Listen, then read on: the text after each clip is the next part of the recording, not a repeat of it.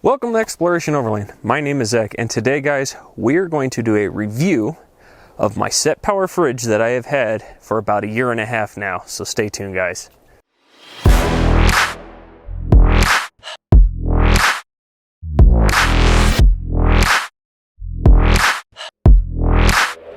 That's right, and welcome back, everyone. Today we are going to be talking about my SetPower PT55, which is a 58-quart fridge.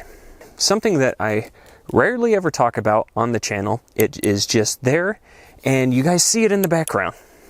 It's just one of those things that I've never really discussed, and the reason I have never really discussed my fridge is because I wanted to put it to the test. I wanted to test it out and ensure that, you know, it did what it said it would do.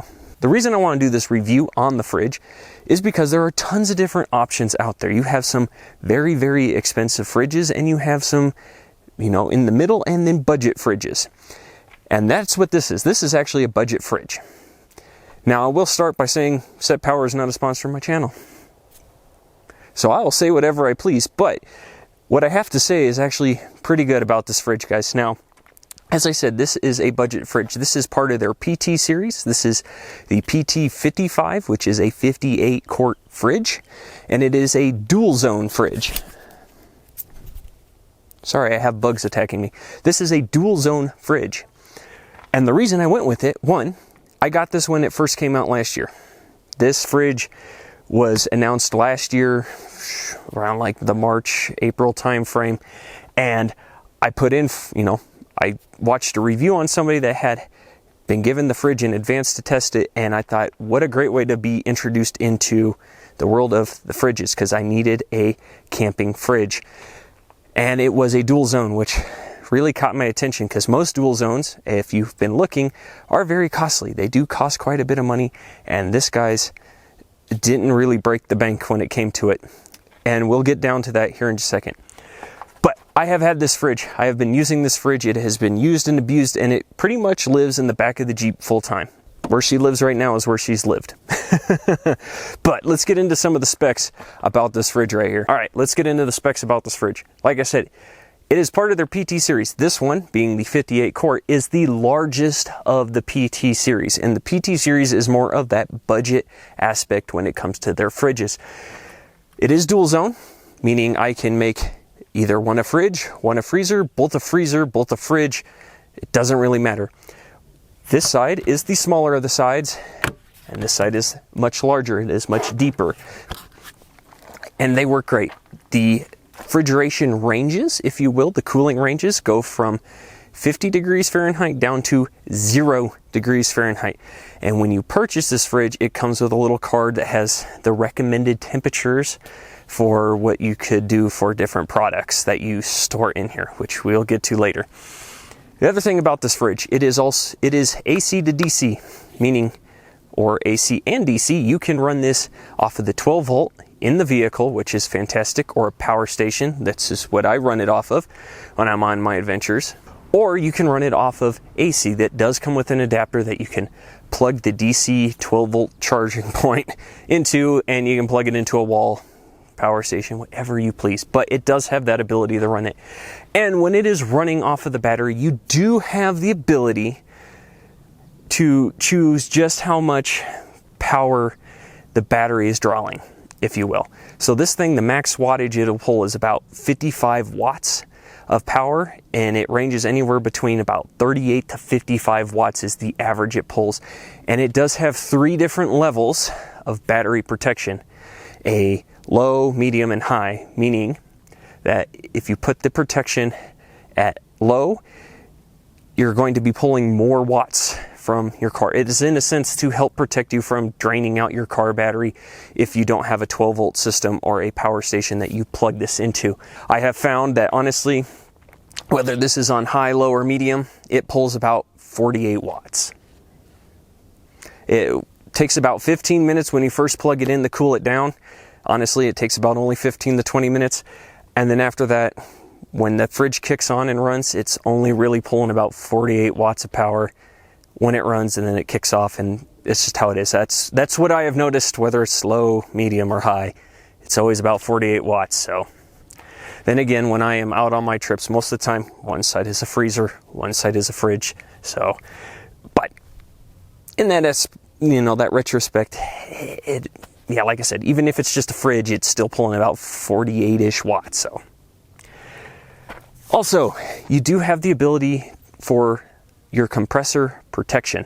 It does have a max or a min, meaning it kind of helps with the voltage that is drawn. Also, at the same time, I leave the protection most of the time on max just to help protect the compressor the best I can. The good thing about this fridge is, though the fridge has a 1-year warranty, 1-year warranty for the basic parts of the fridge, as long as they break under normal use, if you will, and you didn't break it by dropping it. The compressor has a 3-year warranty. 3 years you have a warranty on the compressor in this thing, which is awesome because most fridges do not come with a 3-year warranty. You're lucky if they come with more than a 1-year warranty for some places. But this has a 3-year warranty, which is absolutely fantastic to me. The other thing that I find really fantastic about this fridge is it has a tilt capacity, meaning if your Jeep or your rig is tilted, it has a tilt angle of about 40 degrees. Somewhere, but it's like a 38, 40 degrees. They say 40, but somewhere in that range. But you can have this thing tilted up to 40 degrees and it will run perfectly fine without issues. Which is awesome, guys, because I've had the Jeep tilted pretty crazily in some positions, whether I'm in Moab or on a trail that all of a sudden got a little too gnarly, and I've never had an issue with her running when she's been tilted or anything of that nature. Now, like I said, this thing has a 1-year warranty when it comes to parts, and as you guys will notice, one of my handles, it did break. Though this fridge is pretty tough and durable, I must admit, it is pretty tough. It is quite durable. I have knocked it into things. When it comes to parts itself, the fridge handles aren't the strongest, and that is your main tie down point for this fridge if you're putting it in the back of your rig like this. Honestly, guys, this isn't super tightly put in there, but the handles are just a very thin piece of PVC pipe. Now, they do have a range of replacement parts that you could buy for this. I have just never found an urge because it still fits. But some other aspects of this fridge. Inside, there are built-in LED lights, so you can see what you are grabbing with inside the fridge. It also has some very good seams within here. I know you guys can't see it. Trust me, you'll see it here in just a second. But it has some very good seams, and the lid latches very, very nicely. And guys, I have never had the temperature alter because the lid's been closed and it's losing, it's losing its cold. It's not letting cool air out at all. It is completely sealed in here and it works very, very well. And it is got a very satisfying handle that does feel quite strong. And when it clips down, you know it's down. I've never had it pop open. It has been great. And the other thing is this fridge is quite quiet. Most vehicle fridges that you use for camping and things, they are pretty quiet. For the most part, though, they advertise this as being very quiet. It is quite quiet. You don't really hear this running unless you are literally dead stop, engine's not running, and it is silent. You'll hear this running in the back of the Jeep, but if it's all closed up, you don't hear it, which is quite nice. I do like the fact that it's not super loud and noisy, and it does have some good ventilation. You guys will see it. There's a vent on this side, on the other side, and behind it that helps to let the heat from the compressor and all the components just breathe very nicely, which allows you to enclose it like I have done with my kitchen setup in the back without the fear of it overheating or blocking the air from getting to it. Okay, my favorite part of this, my pros and my cons about this fridge, because I do have some pros that are really great and I have some things that are quite terrible about this fridge. Don't get me wrong. First off, my biggest pro, it works. Guys, I have never had this thing fail to work. Turning it on, turning it off, it sets to the temperature. I've never had an issue with it cooling down, anything. It has just worked as it is advertised, and I have never had a problem.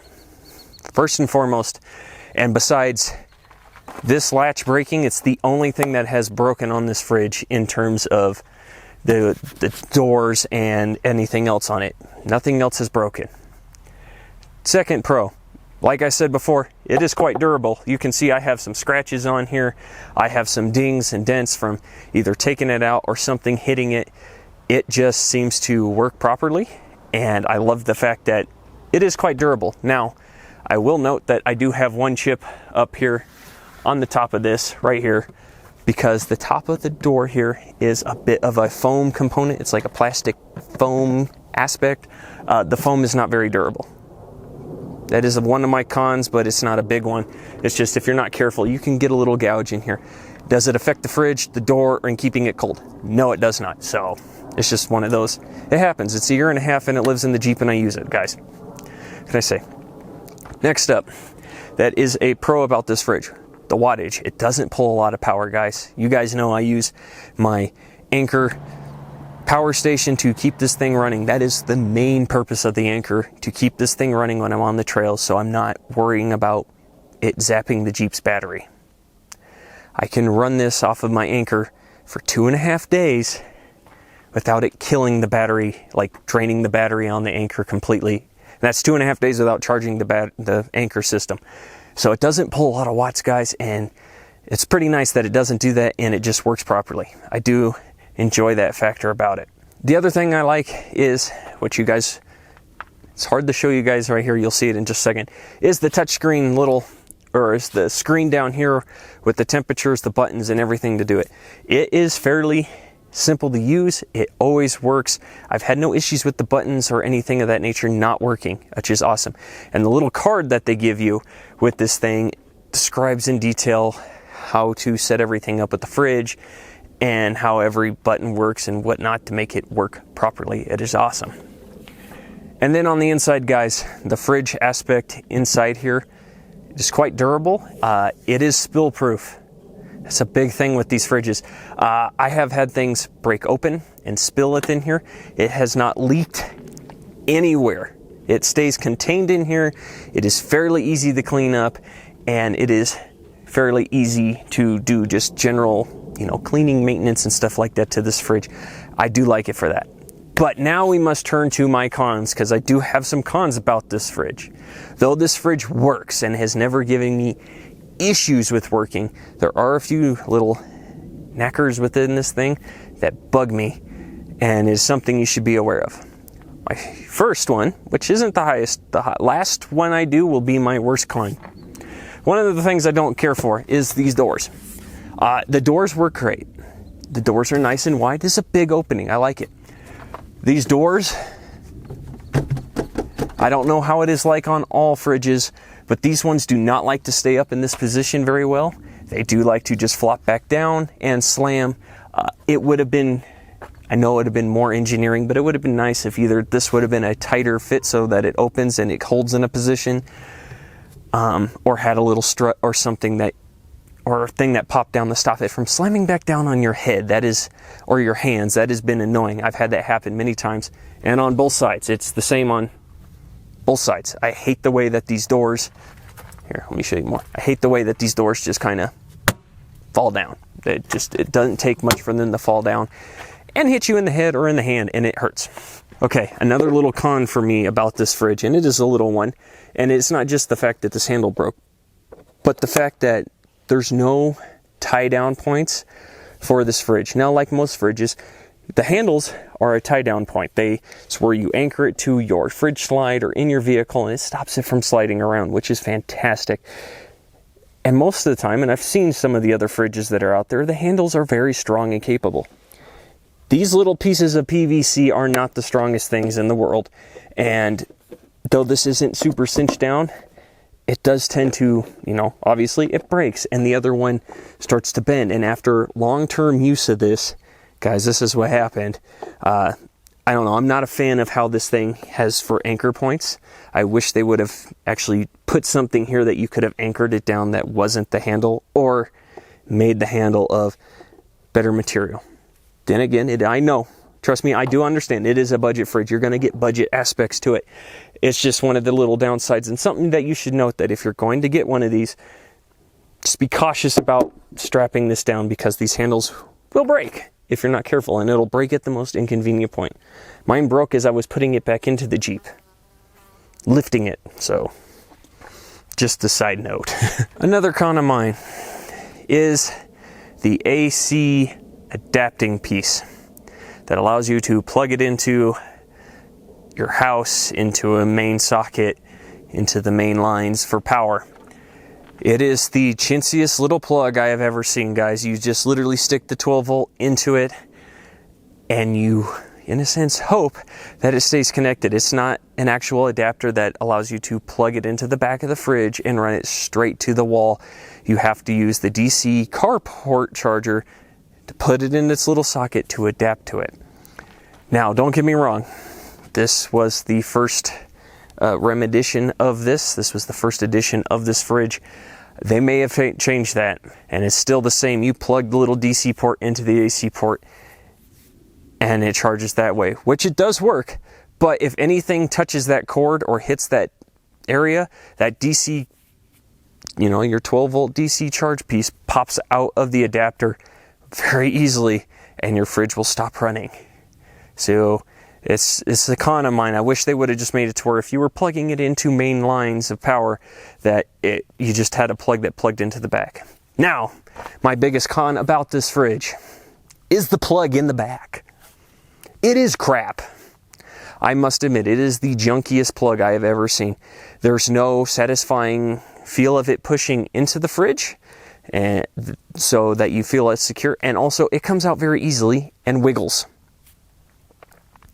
I have learned that when this is in its spot and I plug in the fridge, I push the fridge back up against the fridge slide, because on the fridge slide there is a little lip. I push it back up against it and then I strap it down so that I don't have any fear of the plug coming out of the back of the fridge. That is my biggest con about this, guys, is the back of the fridge. The plug it's very loose in its little port and it doesn't really stay in its port very well. It doesn't take much for it to pop out and then your fridge just suddenly isn't working anymore, and you don't know until you go to open it and like, oh, why is this not working? Why is it warm?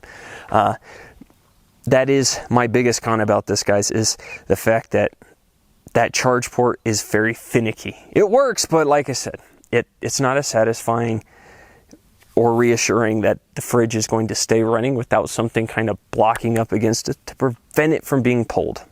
Another thing to note, it's not really a pro or a con, it's something that I need you guys to know before you get a fridge like this, is that on the little card, it has you, like I said, the little temperature ranges for produce, meats, things like that, that you need to use, that they recommend to keep it either frozen or cold and whatnot.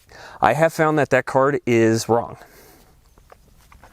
When it comes to freezing meats, this thing has to be anywhere between 10 and 0 degrees.